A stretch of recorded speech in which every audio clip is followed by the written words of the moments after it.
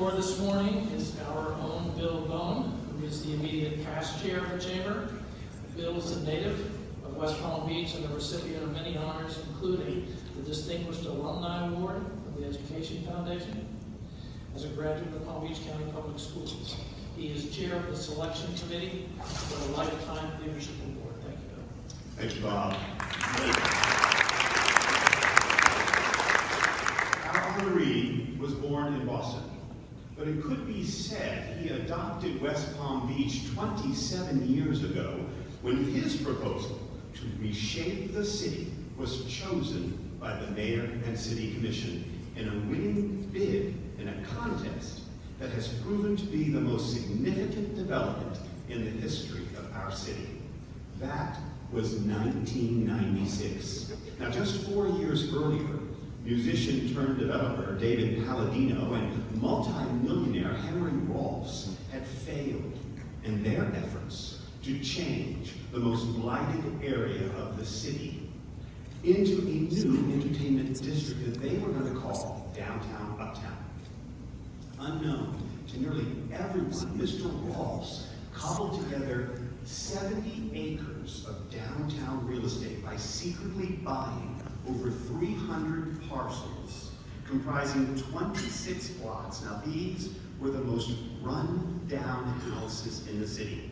After purchasing the buildings, they bulldozed every structure except the old Methodist church. Now, Mr. Rolfs put $60 million of his own money into the plan, and he borrowed several $100 million more from foreign banks. He was a revolutionary, a man who dared to dream, but an unexpected recession in 1992, remember, that helped put Bill Clinton in the White House, stalled the project, and the banks foreclosed. Henry Rolfs lost everything. He died in May of 1994, and for several years the Methodist Church stood alone among the dirt and the sand and the leaning light poles. The empty land stained the city for the failure it represented and made the downtown seem absolutely unlivable. The city's first strong mayor, Nancy Graham, negotiated a deal with the banks and the Rolfs estate and took over the property from eminent domain. As part of the deal, the city erected a statue in honor of Henry Rolfs, which stands today at the entrance to downtown in the median of Okeechobee Boulevard near the Kravis Center. You may not have known who that man is. That's Henry Rolfs. Mayor Graham then invited the best and brightest investors from across America to bid on developing the space. Enter Ken Himmel and his partner, Stephen Ross, the New York developer, philanthropist, and owner of the Miami Dolphins. Both men knew the area because they were part-time residents, and their partnership, known as Related, saw potential in this small southern city with a fancy name connected by history to its more famous island neighbor. Ken Himmel had already made a name for himself as a master planner in the world of vertical mixed-use development. Now, that's the concept of mixing different things like restaurants, commercial retail, and entertainment in the same space with residences, hotel rooms, and offices. The idea of mixed use is to offer an environment where people can live, work, and play in the same space with just the right amount of density and diversity to make life exciting and interesting. In 1996, this idea was unimaginable in Florida, where nearly every street corner presented an endless sprawl of one shopping plaza after another. Now, when Himmel and Ross set their eyes on West Palm Beach, Ken already had 20 years of personal experience in vertical mixed use on a large scale. Ken started his education in the hospitality field working for the Salem Country Club as a sophomore in high school.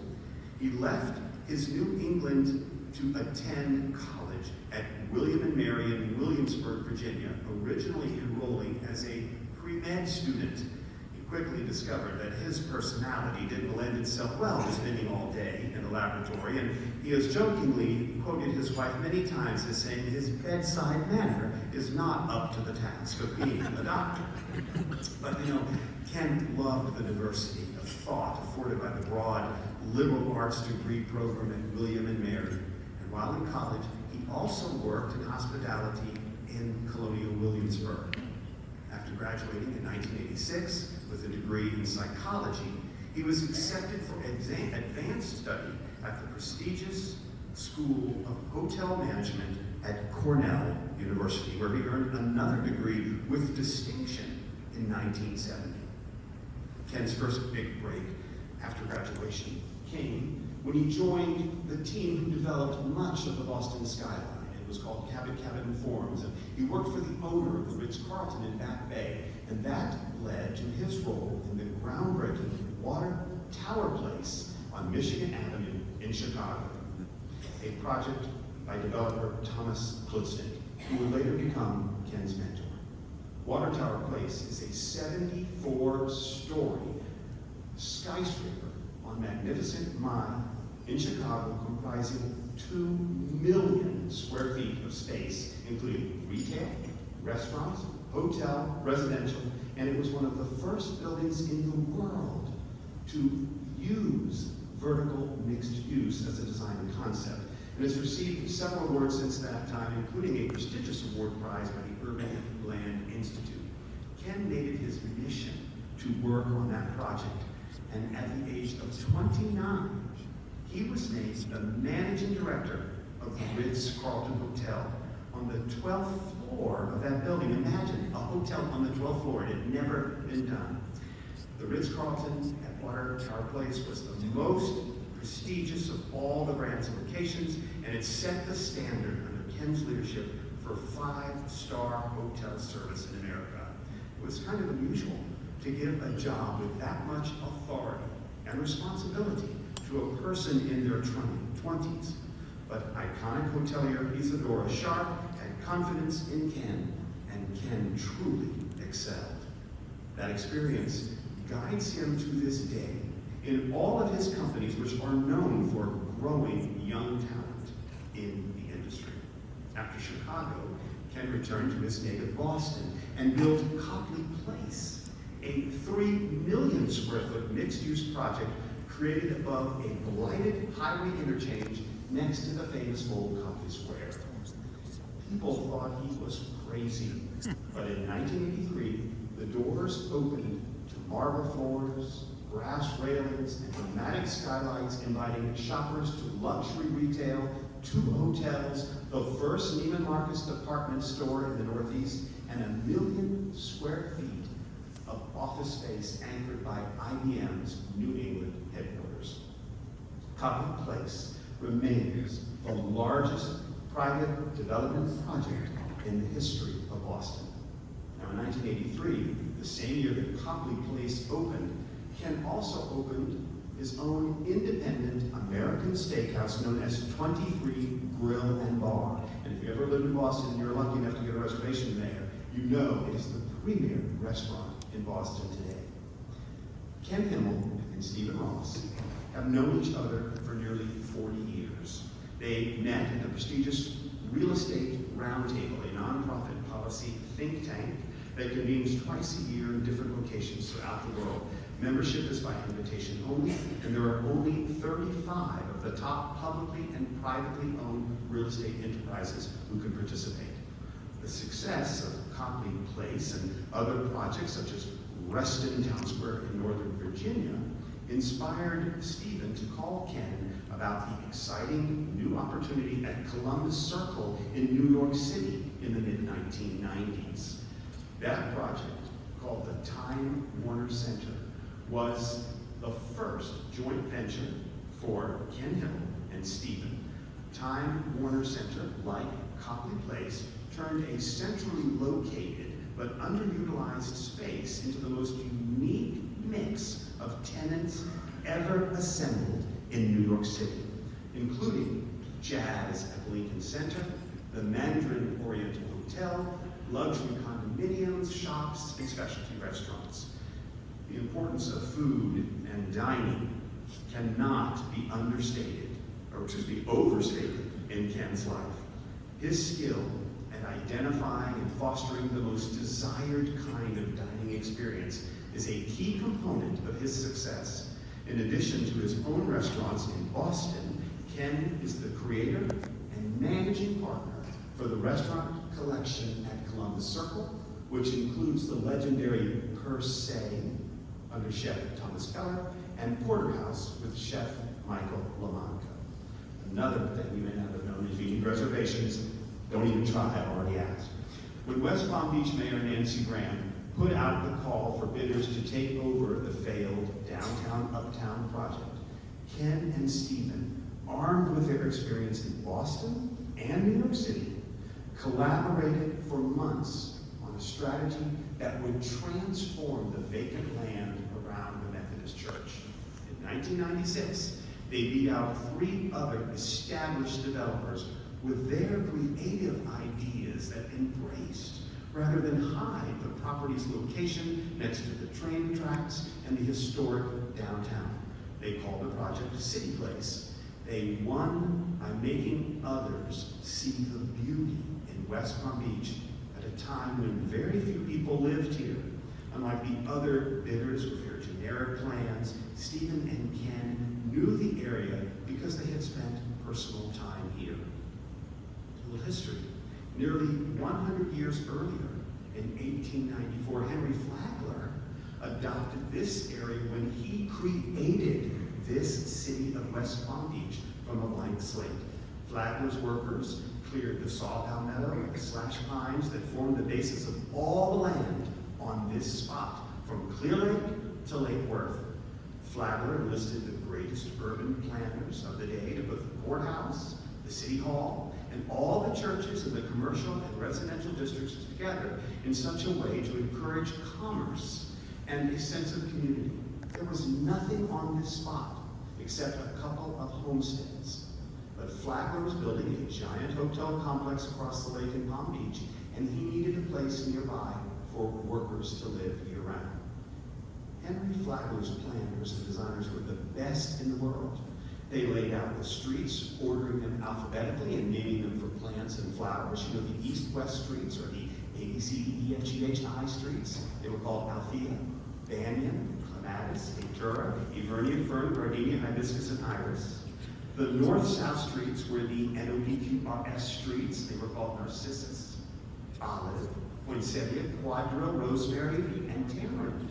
Except for Althea, which is now First Street. All the other streets had the same names today. As a student of history who has lived here, was born here, lived here over 50 years, I cannot help but notice the similarity between the amazing things imagined and created by Henry Flagler in his day and the amazing and creative things brought to us by Ken Himmel as president and CEO of Related Urban, the nation's leading developer of large-scale mixed-use plans.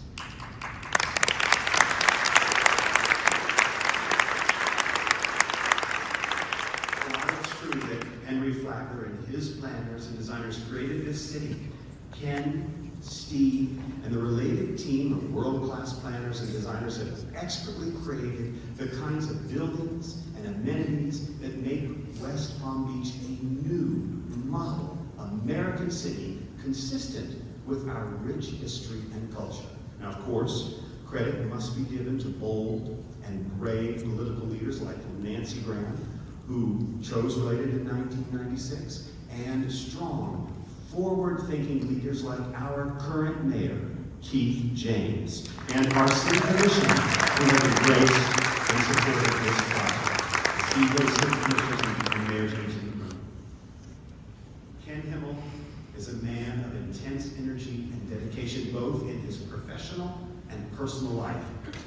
He met his wife, Janet, at age 15, and next month, they will celebrate 53 years of marriage. They have 3 kids. Lauren, who lives in Paris with her 2 children. Melissa, who lives in D.C. with her 3 children. And newly married Chris, married at the Breakers, who lives in Boston.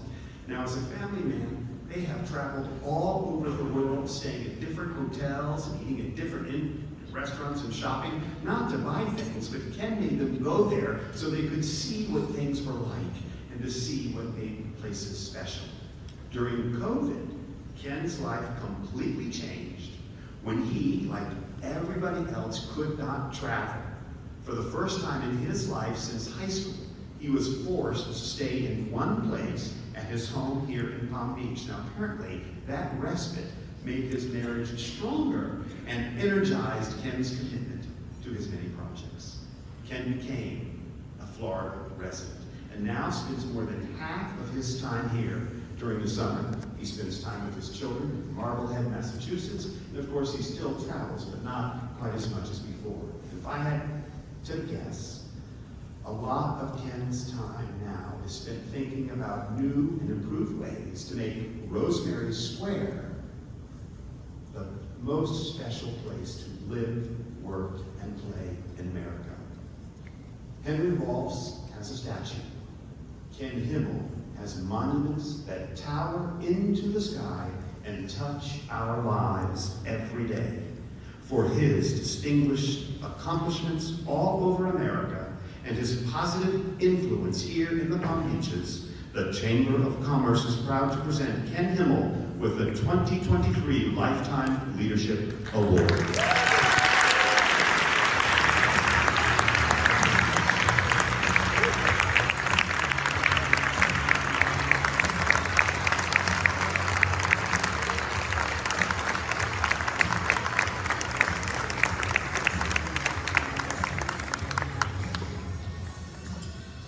You are becoming our chief marketing officer. You're incredible. Well, thank you very much. It's obviously an incredible honor. And just to make it clear, I think there's been a few things mentioned in our office over the last few days when the word was coming that I got this award. And just let me make it clear, I am not retired, I can assure you. The first recognition in anything like this is obviously to be very respectful and recognize the people who have helped make all this happen. And first of all, I obviously want to thank the Chamber for this recognition, and Bill, that was an incredible introduction, obviously. Projects like this require a tremendous collaboration and partnership, in effect, with the city. And nothing as effective as Nancy was, and obviously the honor of being selected was great. I think I've lived through now 5 mayors. I can't tell you how many commissioners, but I can tell you that the reason we're here today and the reason that this momentum, as we really caught a wave, all of us, is because of the leadership of the city. And they give tremendous recognition and thanks for the partnership, literally the partnership we have with Mayor James and our commissioners who are here today. Thank you. Although we don't work day to day as much with the county, I know Mayor Craig Weiss is here, and I'm not sure how many county commissioners are here today, but we all recognize and have to give thanks to the enormous economic engine that has been created by this county. And the leadership of the county, in large ways, helps all of us. It supports everything we're doing. So, again, great thanks to Greg and the county. I know, I'm not sure, is Kelly Smallridge here today? I didn't see her this morning, but the Business Development Board is incredible, as we all know. Attracting companies here and driving our economic engine and the leadership that Kelly and that group have delivered over the years is incredible. So I want to make sure I recognize that. I have almost a 40-year relationship with a guy who's been I've had 3 partners in my 45, 50-year career. There's no one even comes close to Stephen Ross. This is an incredible force. We're in the middle of a transaction we're trying to complete this week, which is going to be enormously beneficial to the city and all of us. And he was on a holiday for 6 days in Spain. He doesn't take many holidays. And in order to continue the negotiations on this transaction, he came back Wednesday night. And I was with him until 8:30 last evening, and he's 6 hours ahead. So he was still working with me at 2:30 in the morning this time, just to show you the commitment that comes out of what we do here. But I think Stephen takes a tremendous amount of pride and has a lot of fun. Although he hasn't been fully rewarded with the Dolphins yet, I can assure you he is so committed to football and the success of that team. And you're seeing the stadium, and you're seeing the momentum of that team, and you're seeing the investment he's making in players and personnel really pay off for the Dolphins. I think you're going to see quite a year coming up. Likewise, we take the same approach to how we've assembled the team here. It's no different. It's about selecting really incredible personnel and talent. And we've had the great fortune, 25 years in New York and working on projects like Columbus Circle and Hudson Yards. We've had the great fortune of attracting absolutely the best talent in the world in our industry because people really want to work with these kinds of assets. So I'm going to ask my table to stand up for a moment because this is the group of people, this is our senior leadership here. Paul, Jordan, Katie Block, all of us, stand up and be recognized.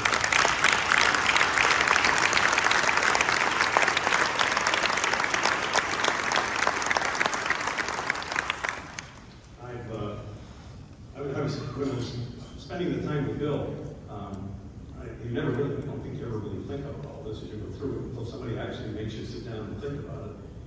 But I was looking at the work we've done going from the West Coast, Seattle, Los Angeles, San Francisco, Chicago, Boston, New York, Washington, D.C., and West Palm Beach. And you think about all those cities and you think about what was described today about these projects we've done. And we made an enormous impact on these world-class cities, and these projects are unbelievable. I'm telling you, there's nothing more rewarding that I've ever done in 45 years than the work we're doing here in collaboration with this city. It's an incredible transformation of a community, and the mayor and this commission, they don't have to remind us because no one's more committed to inclusivity than we are. All the success of these buildings that are going on here, I can tell you, the rewards that come out of these buildings and the financial success of these buildings all get reinvested back in this community by us. We are completely committed to this community.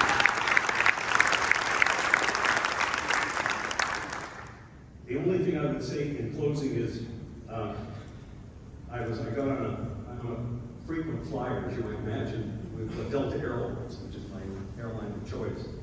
And I showed up at Logan Airport coming back down here a few months ago, and there were 15 or 20 staff from Delta lined up, including the pilots and co-pilots and the manager of the Logan Airport, Delta. And the reason for that was I had just passed the 2.5 million mile mark. And the last but not least, and I'm really sorry she couldn't be here today, of course, my wife. And you can't make any of this happen without an incredible family relationship. And my wife and my family have allowed me to do my greatest passion beyond my family, which is my work. And for that, I'm eternally grateful. Thank you very much.